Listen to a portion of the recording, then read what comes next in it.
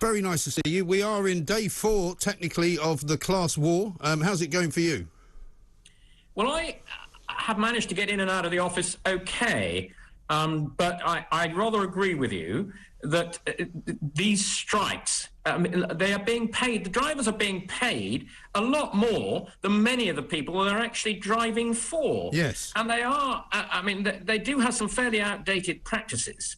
So I think they need to be quite careful at how much they're inconveniencing the public, because once they lose the support of the public, it's going to make their job very much more difficult. So I think the union needs to sit down round the table and come up with a solution before it causes too much more inconvenience to the public. Well, Mick Lynch seems to spend more time, sort of touring the television studios of the world rather than actually negotiating. The story this morning was that he left a meeting shortly before Network Rail were able to offer the new deal. So I don't think he's that interested in negotiating a deal. He's more interested in just causing havoc, isn't he? No, I think he wants to become, for those of us of a certain age, the new Scargill of this decade, basically. Yes. By totally unreasonable behaviour. Yes, and I think it is totally unreasonable behaviour, but so many people now are able to work from home and don't commute, because already we've seen, the sort of habits of people using railways changing very much. They're much busier now at the weekends than they used to be, and that's part of the problem, isn't it? Because they won't change their routine. They still see Sunday as a day of rest. They want double pay to do it. They want overtime to do it, and the railway companies are saying, well, hang on a minute, we've actually got more people travelling on a Sunday, so we need more of you in. So actually what has occurred to me while you were talking there, Mike, is actually if they're not careful, they will end up by getting fewer and fewer people to travel on the railways. Yes. Less and less trains with less and less drivers, so they're actually likely to lose more of their jobs in the future. Yeah. So I think whilst the government is prepared to give them and all other groups a reasonable pay increase, that they should sit down earnestly and try and come up with a settlement so they don't inconvenience the public anymore. Yes. I mean, certainly the second day of strike action, which is technically today, even though it feels like it's been going on all week, because they've been very careful to sort of plan it that way, is much less effective, I think, than day 1, because partly being in London, the first day there was a tube strike, today there isn't. So, I mean, by the time we get to Saturday, when there's the next one, I think people will have just put it out of their minds, and people will say, well, we know there's a rail strike on, we'll just go and do what we would normally do anyway.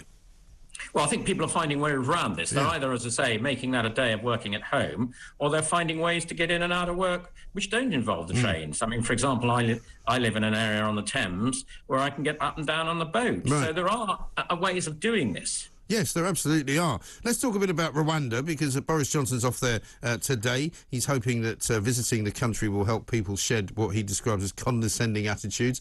I find it extraordinary that the left are so sort of, in a way, racist against Rwanda, making out that it's this horrible, awful, ghastly destination where nobody should be sent.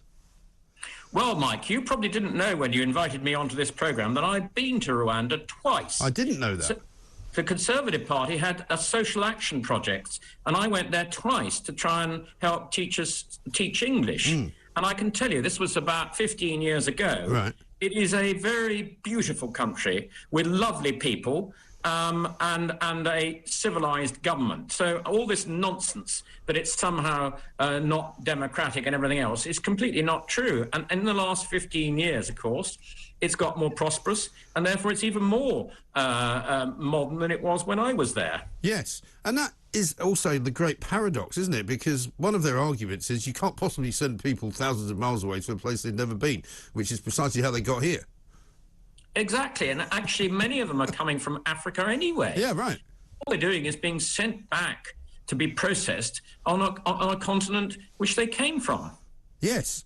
And, of course, we're now being sort of suckered in by these lefty lawyers who would like to see the continual arrival of a load of people who shouldn't be coming here illegally on our shores. It's still happening. I mean, just this very morning I'm looking at footage of more people arriving, being helped aboard to Border Force and being helped onto Dover's quayside by Border Force. It's got to stop, isn't it? Well, the thing is, Mike, you and I have discussed this before. There's every difference in the world between an economic migrant, that's somebody who's trying to get to this country to better themselves and their families with their way of living, as opposed to somebody who is fleeing for their life from a regime that's likely to cause great danger to them. I mean, the obvious example at the moment is Ukraine. And that's what we've got to do. We've got to separate out the two. the difference between economic migrants and genuine refugees, for whom, of course, we would want to provide sanctuary in this country for, and they are a much, much smaller number. Yes, but there are also people that we do help and have continued to help ever since the year dot. You know, it's not as if you could ever accuse Britain of being an unwelcoming country. It's why so many people want to come here. But, you know... Exactly, Mike. Exactly that. I mean, ever since the sort of Huguenots came here, we've always been a country that's welcomed people who are under persecution. The Huguenots, the Jews, the Hong Kong BNOs, the Afghanistanis, and now people, large numbers from Ukraine. And we're very happy to have these people. So nobody can accuse this nation of not being generous in taking in people who are genuinely in trouble. No, of course. But I think one of the things that people are concerned about that we never really get answers to is where an awful lot of these illegal migrants end up, because we know that they get put into hotels, we know that they stay in those hotels for a period of time, but we don't really know what happens after that. Is there any way of finding out? I once had I think he's a Tory MP, head of the migrant committee in the House of Commons from Kent, and he said, they only stay in those hotels for a few days at a time, which was wrong. And he then said, and then they get found accommodation. But I think we need a better idea of where they're all going, don't we? Well, we do. I mean, at the moment, we've got 10,000 Afghanistanis are living in hotels, just as you say, and they've been there for months and months.